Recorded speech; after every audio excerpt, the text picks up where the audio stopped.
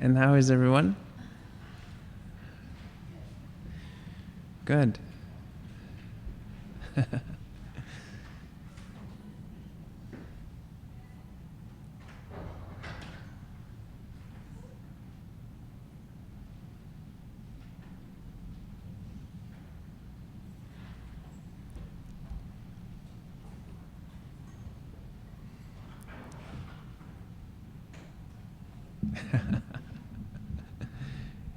It's nice to see you.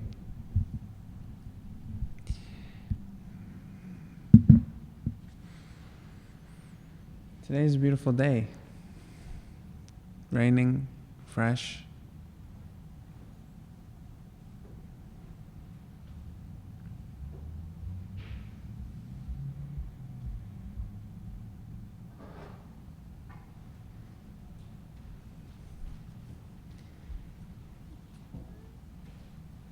As I was driving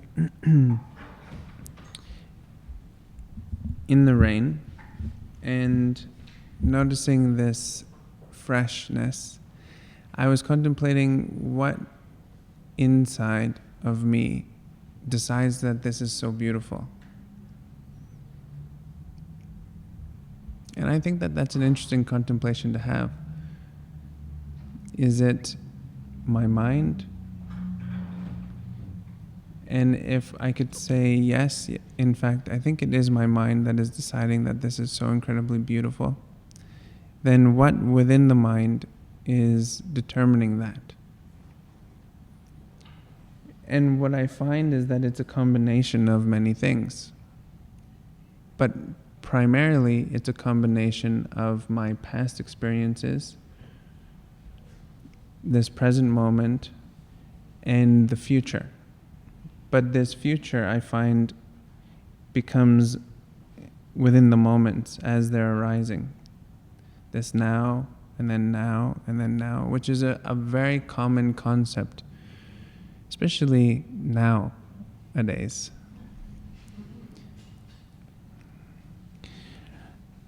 So as one begins to develop an understanding as to how the mind decides what is it that is so beautiful, we can begin to see how our role is being summoned, how our role is being used in order to make reality the way that it is.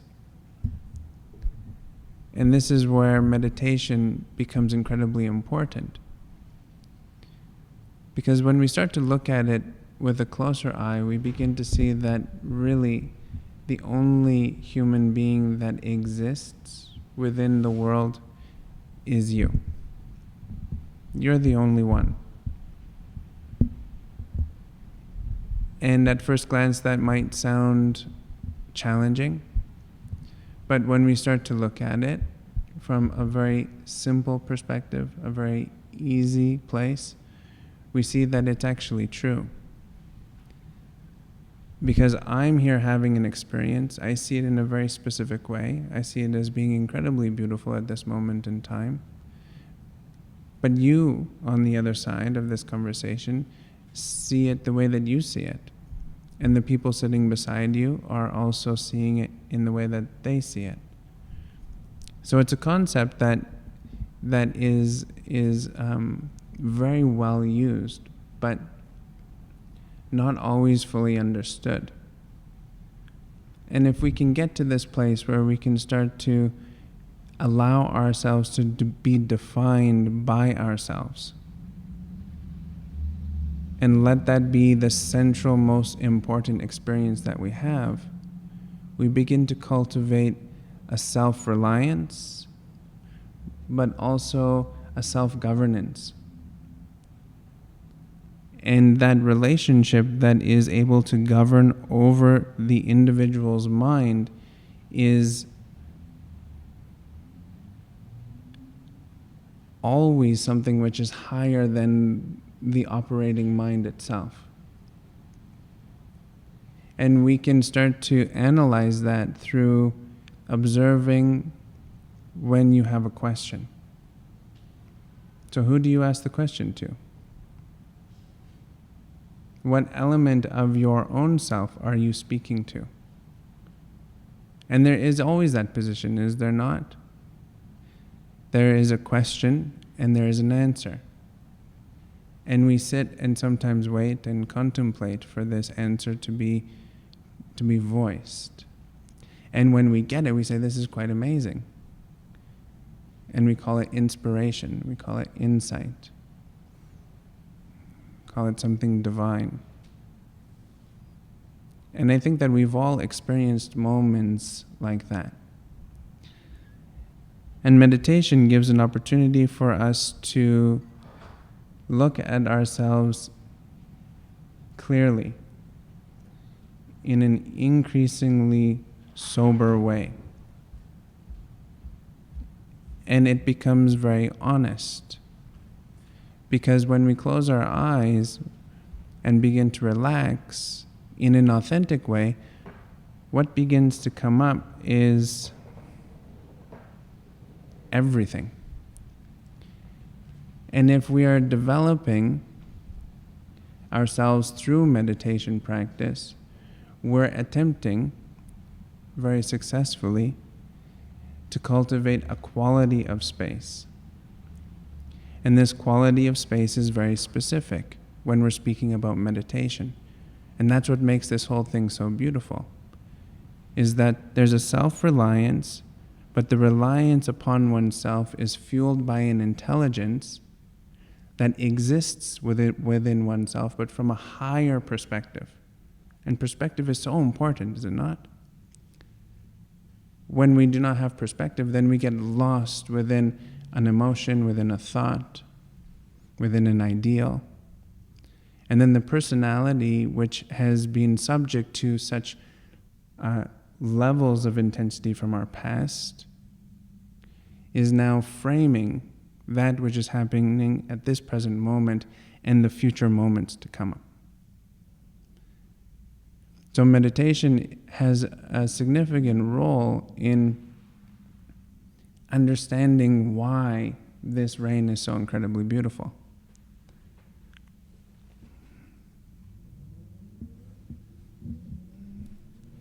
Any questions or comments about that? Yes.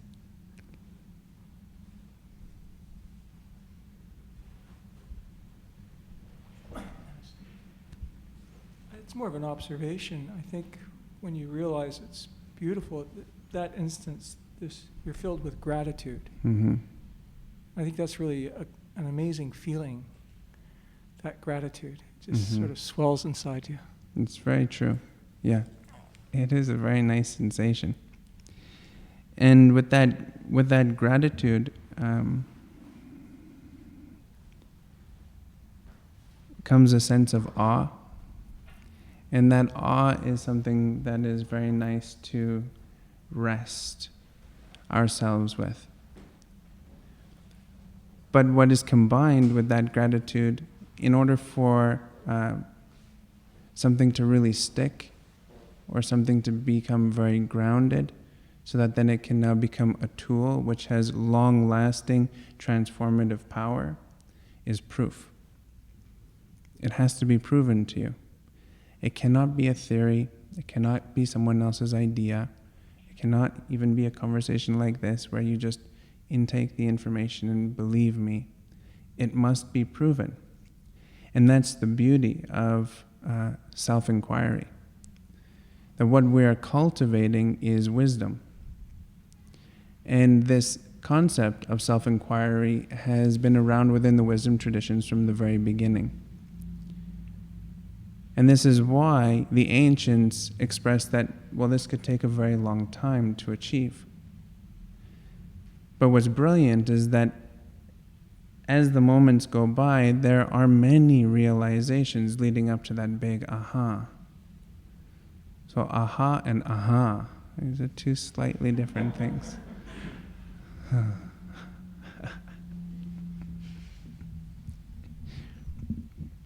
So then how does one prove that meditation works? Or how does one prove to oneself that what they're experiencing is real? Well, my answer is through experiment and experience. just like any good science. You go through the experimentation, you gain an experience. From that experience, you accept it, you understand it, but you do not take it as absolute truth. It has to go back into the fire of the experiment, then to yield an experience. And if it is continuously responding the same way, then it's something that can be long-lasting in terms of a pursuit. Mm-hmm. And all of this is really subject to your ability to manage human behavior, your own personal human behavior. And that has an incredible amount of velocity. So the wisdom traditions always had intact some kind of moral conduct piece. And that moral conduct piece is not to tell anybody what to do. And potentially people have used it as that, but that's not the function of it. The moral piece is to get your mind to come to a resting place, a restful place, so that then you can actually see the rain as being beautiful and not cold. See the rain as providing life and not destroying the baseball game that you wanted to go and watch, whatever it may be.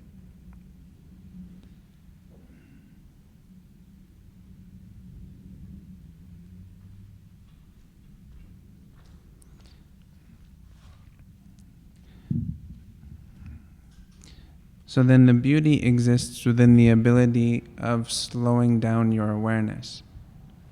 You know this concept of slowing down to speed up? It's exactly that. We want to get somewhere really fast. Even within our meditation practice, we want to get there right now. And the truth of the matter is that we are there. Right? That's what everybody keeps telling us. This is almost becoming cliche. You're already there. Well, great. If I'm already there, then why can't I feel it? But the truth is that you are already there, but you're also somewhere else. So this is the fragmentation from the original state. The original state is always intact.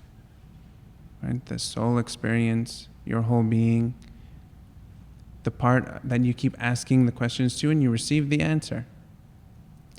But the answer is resting or falling into a fragmented form of who you are in the most sweet and humble way. It's sweet. This is how we are designed. We're designed to bloom in a particular way, and each and every one of those petals are actually significant. They create the tapestry of your experience that in turn turns into your life experience.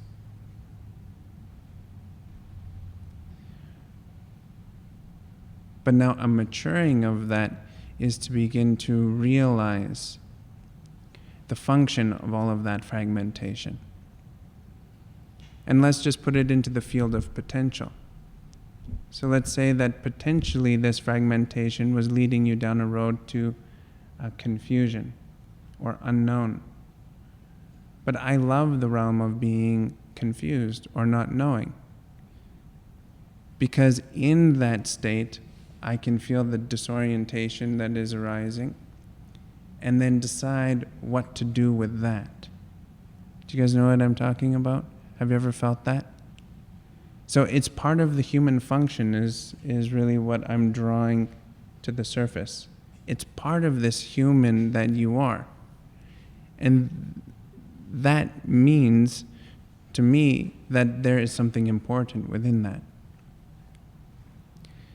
So the next level to that is to recognize the recognition that it exists within the human experience.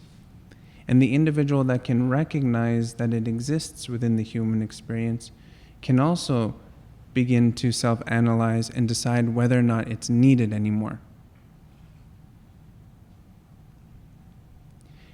And if you can say, I don't think that fragmentation is really necessary in my life, then what we begin to do is work it out.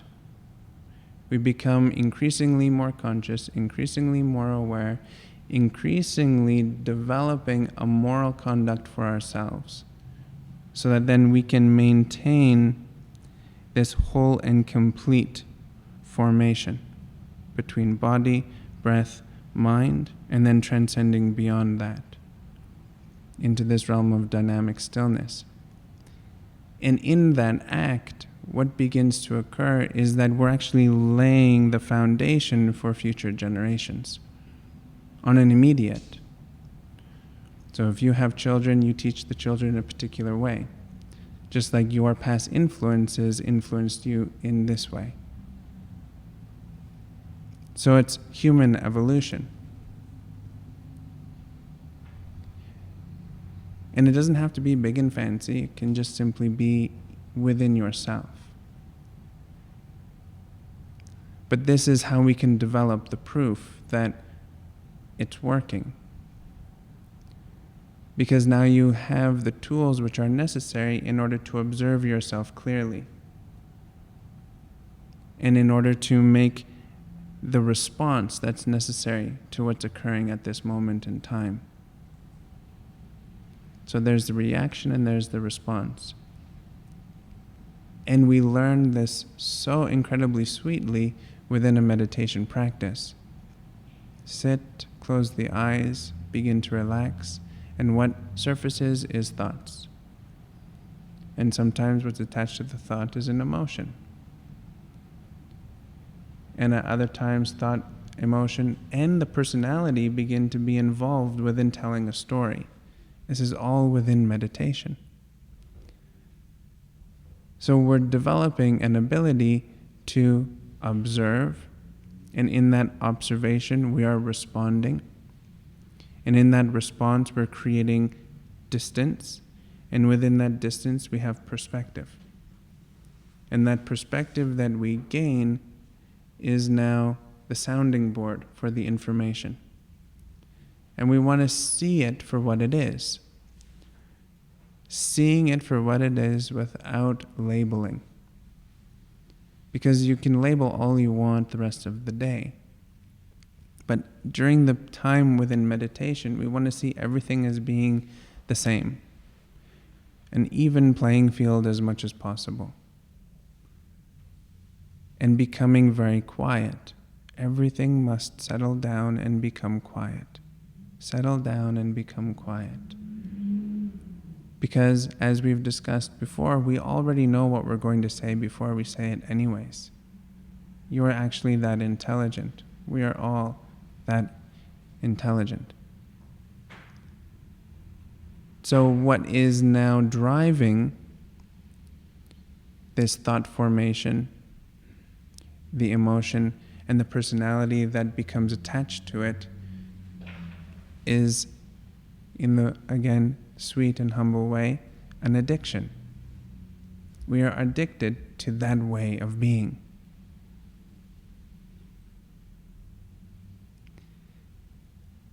And it's not a negative. It just simply is that. But before it's an addiction, maybe it's a habit.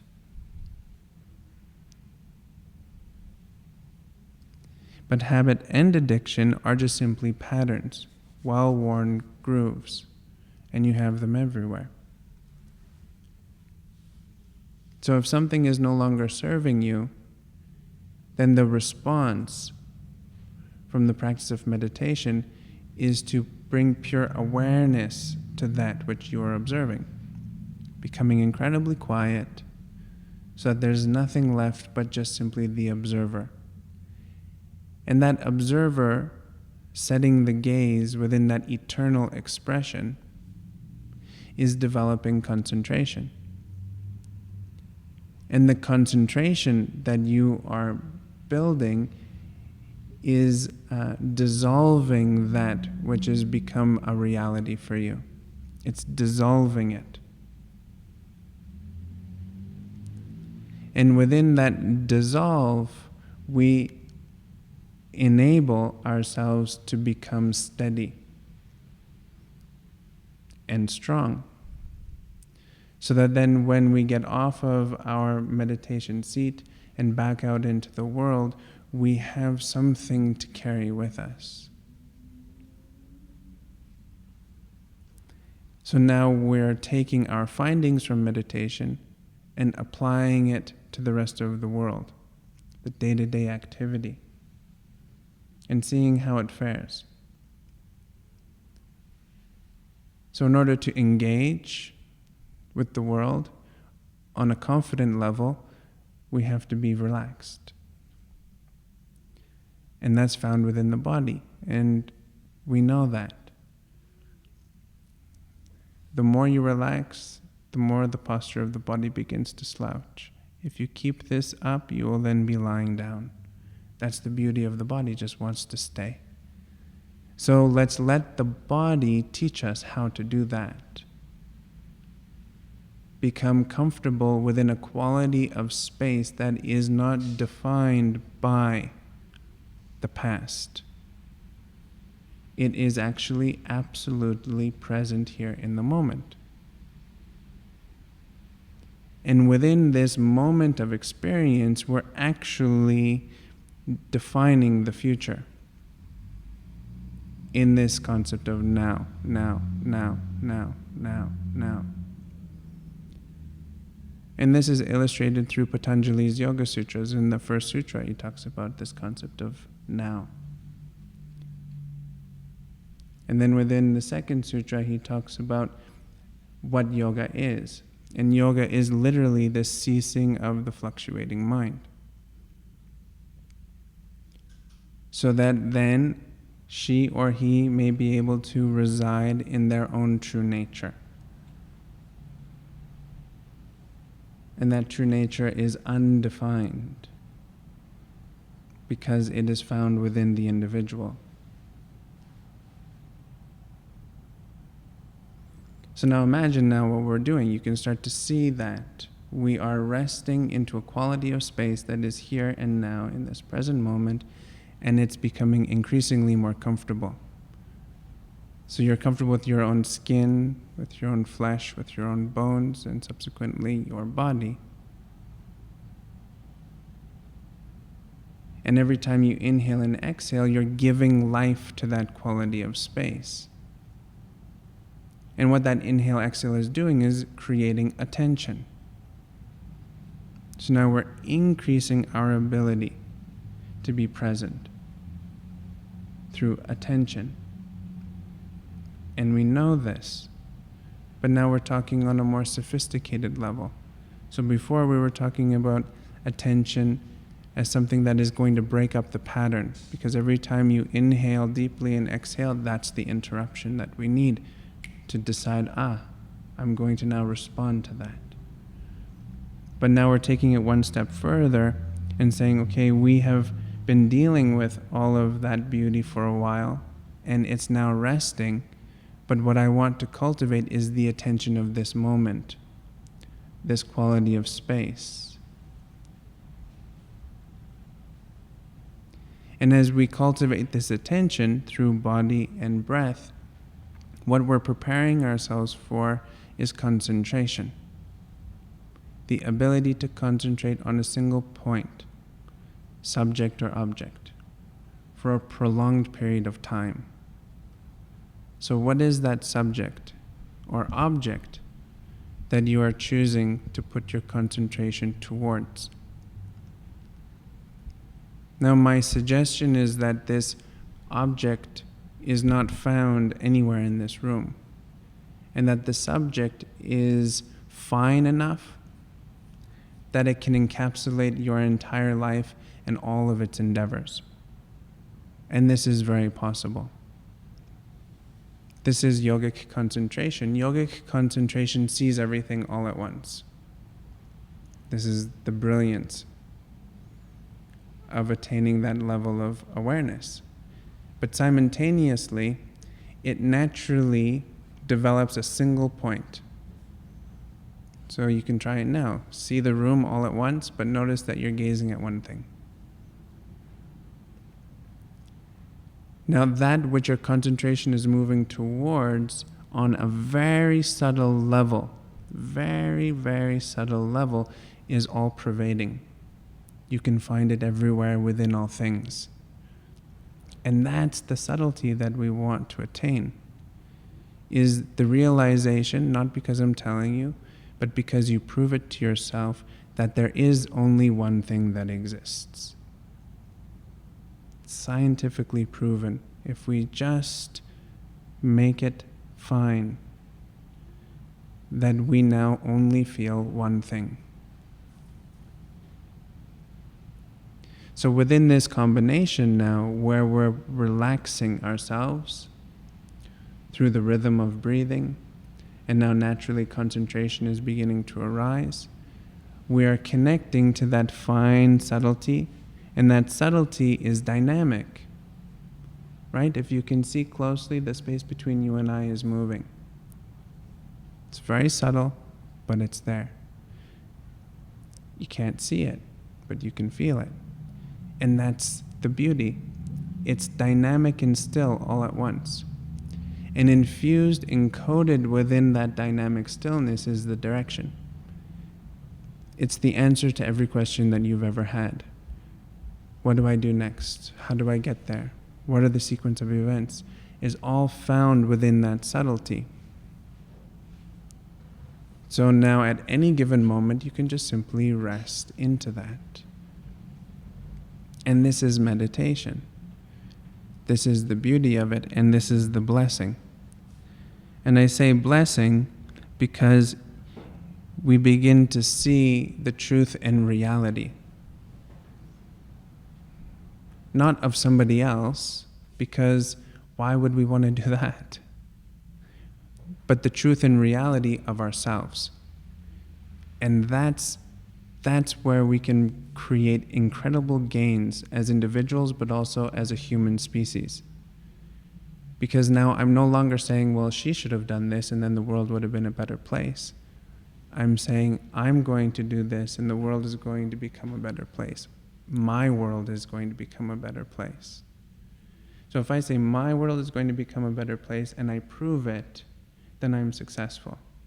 And then if each and every one of you also take on the task of making your world a better place, not being concerned if anybody else is going to take that on or not, then we actually have solid ground to stand on, because we're creating an even playing field. So I take responsibility, you take responsibility, and we share the space together. So this unified field that is truly living between us is the intelligence. And it is subject to thought, emotion, and personality. Just like another human being is subject to thought, emotion, and personality. You are subject to my thought, emotion, and personality. I am subject to your thought, emotion, and personality. Until I can become defined by myself only. So it's the self experiencing the self, having an experience, and it's a loop. It's a loop system. It's a referral system. And that referral system becomes incredibly warm and soothing, understanding to others. So this is why we can say Dalai Lama, Mother Teresa, Gandhi, incredibly beautiful people and selfless. They achieved that selfless status through developing the self.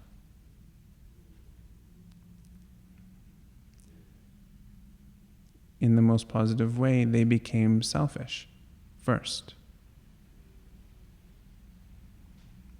Focusing on their self first, and then moving from there. So this is meditation. It is a self-developing act. Nothing else exists but myself.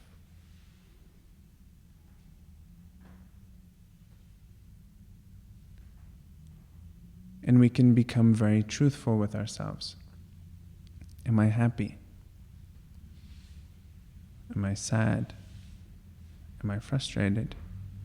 And so many times, and I think that probably you would all agree, that we push aside or negate some of the truths that come up because and for the sake of everything else that is going on.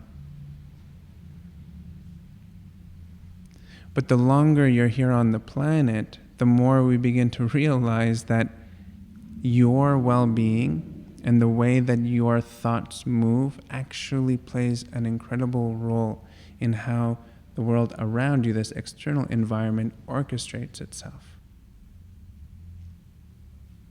It's a symphony. And everyone is playing their part. It's a symphony. And it's for you. Life is 100% for you. Imagine that. So we have however many billion individuals walking around, but it's individual experiences. And this is where it sometimes gets a bit confusing with spiritual jargon or even a talk on meditation, because what we are moving towards is this unified experience. So everyone is one and the same, which is incredibly true, but it's on that subtle level, the most subtle of levels. We are all one, this unified field experience. But we are also singular. Individuals having an individual experience.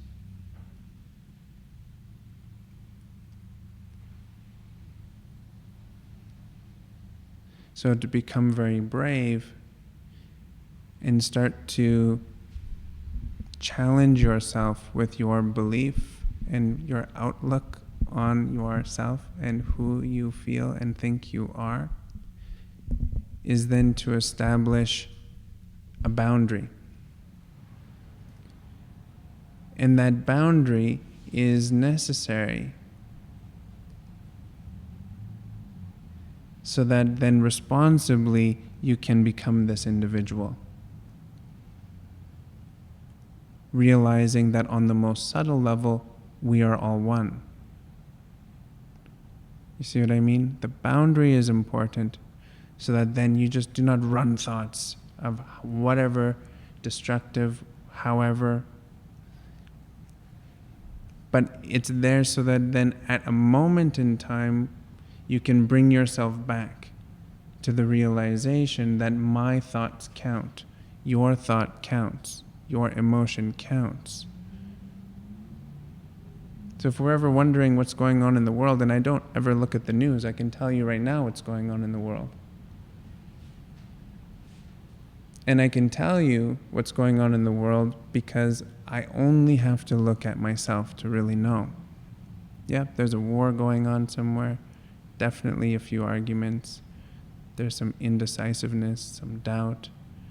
And this is all playing on a small level inside an individual. But because we are a collection of individuals, but together as one, we just have to blow up whatever's happening inside our individual mind onto a global stage, and then you've got it. Peace, tranquility, harmony, understanding is also a part of our world and happening right now.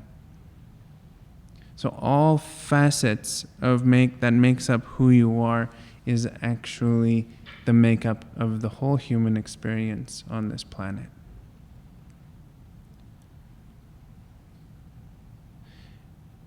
So if you are here on this planet to make your life a better place, definitely this self-inquiry, closing the eyes, slowing down the awareness is the key. If your work on this planet is to serve humanity and make the world a better place, then definitely the exact same process exists. Looking inwards, slowing down the awareness, and beginning to cultivate avenues of development so that the energy is there, which creates the movement. And I bring up this concept of energy to create a movement because really this is something that is challenging for a developing meditation practice, the energy to do it.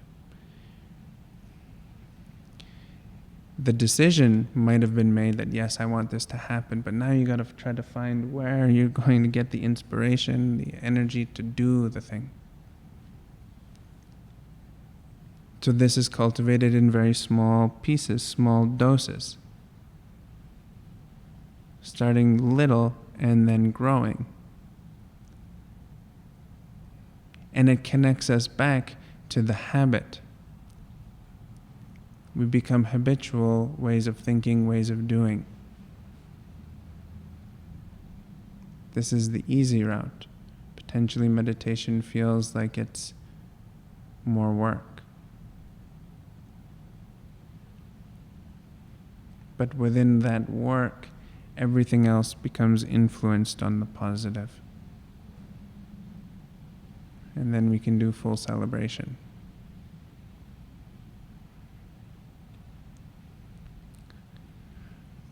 So where I'm going with all of this is that you are a self-referral system. It's a loop. You are an individual. You're the only one in this world as you see it, as you perceive it to be. And within that, you can take it on. So if this is your world, then let's make it the best. But simultaneously, we are all one. We are all one on the most finest of levels, and we can just sway back and forth and sing Kumbaya all we want.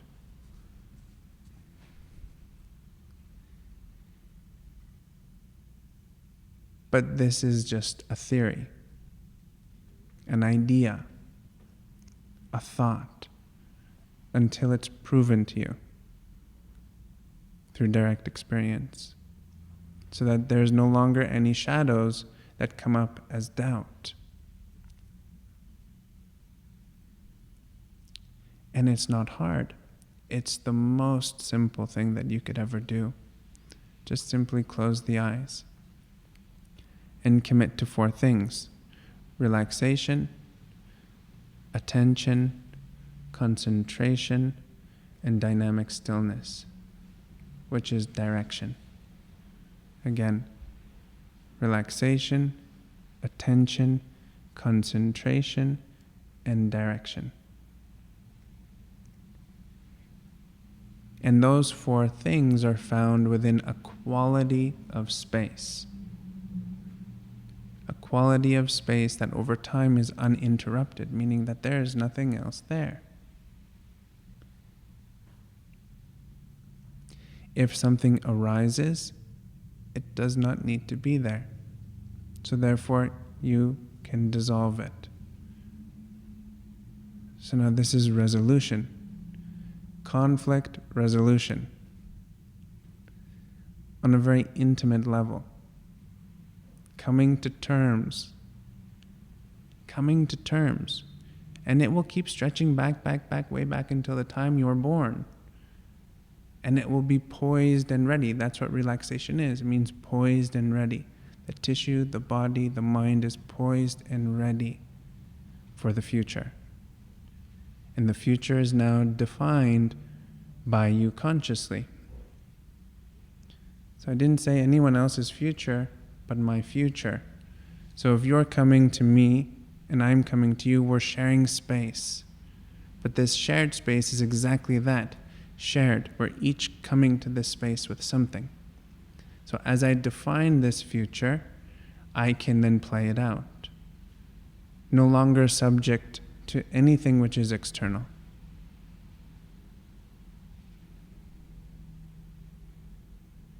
Any questions on that? Or comments?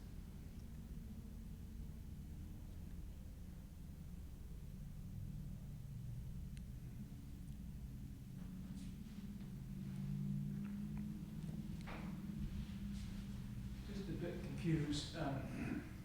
Good. Yeah, fusion will happen. The personality, Mm-hmm. the little self, or who I call George, whoever's calling George, Yeah. what happens to the drop of water when it goes into the ocean? Mm-hmm. Because if we are on this deep meditative process to self-inquiry, to understand what and who and where we are, and yet we become the totality of all the subtlety that you speak of, what happens to that personality? Mm-hmm. Yeah, that's a good question. Well, the drop of water gets an opportunity to experience the beauty that exists within that union, but still maintains its individuality. It can become a drop of water, or it becomes a pool of water in the hands, but still that individual expression. And then you pour that water back out into the ocean, it becomes a stream. But always that single drop is present, but now it's part of that collective. And same thing happens to George. George is just enjoying the union that exists on the level that George can experience it. But just like the ocean, it's incredibly deep, and they haven't found the depths of the ocean yet as its full expression. So there's something always continuing to discover. And it takes all those single drops to make that ocean, which is beautiful. That's a very good answer. Well, I thank you very much, sir.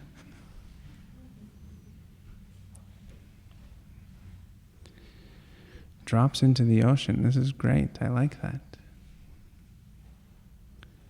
A single drop becomes one.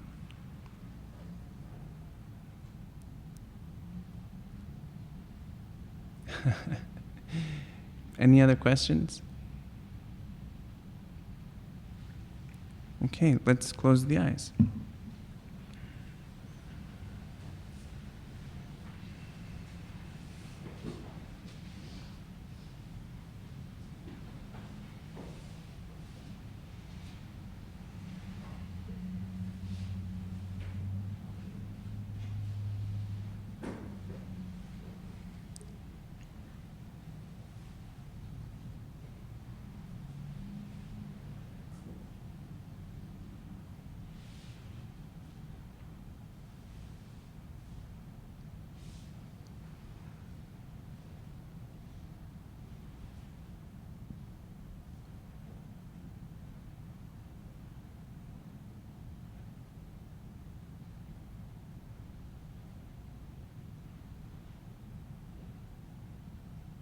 And notice how very naturally we connect to the comfort of the body.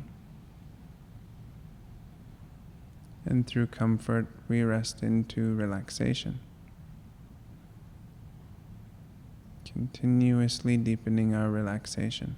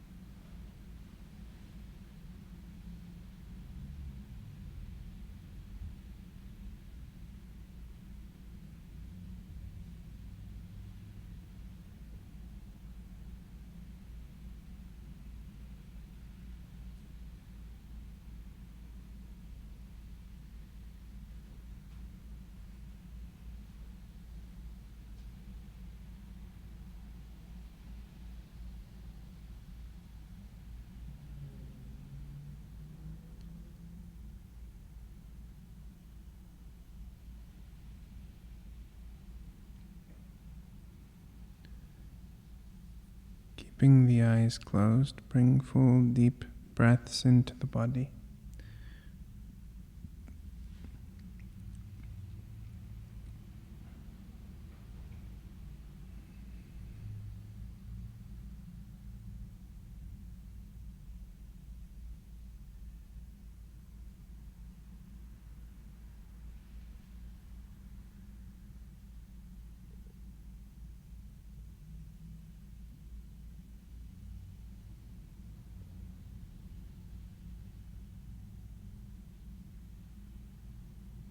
Keeping the eyes closed, bring your gaze just there in front of you.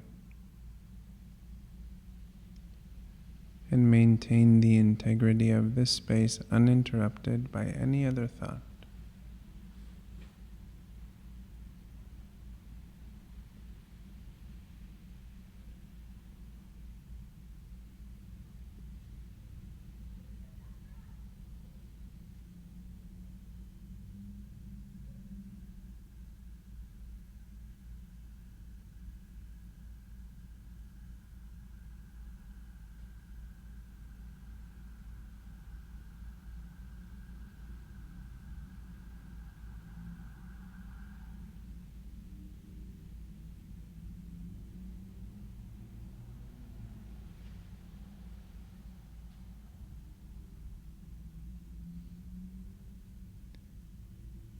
Softening the gaze very slowly and gently, allow the eyes to open.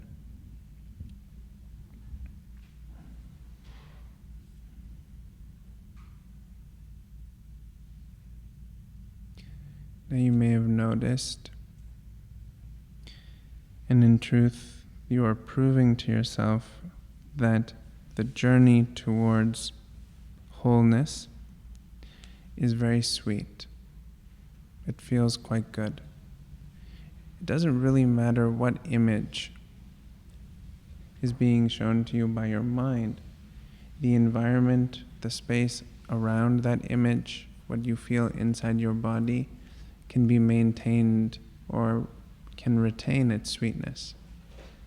It feels so good to just sit and relax in meditation.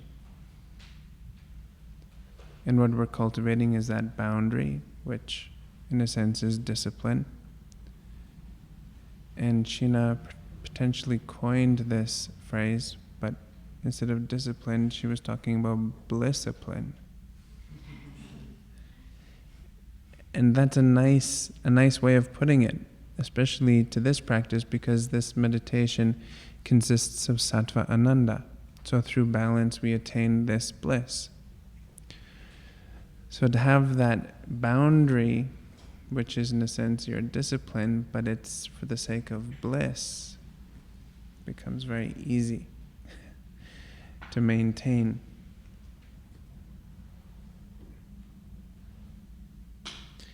Any final questions or comments?